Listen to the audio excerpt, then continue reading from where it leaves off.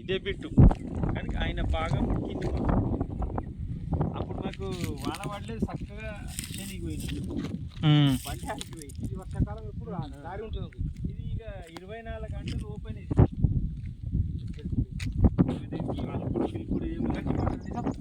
ఇదే దారి అనుకో 24 గంటలు దారి ఇదే.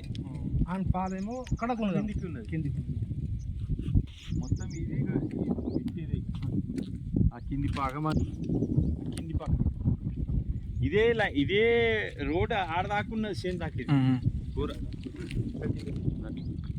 ఇక ఈ రోడ్ పోతే ఈ చివరికి ఇక చివరికి 2 ఎకరాలు 300 మీటర్స్.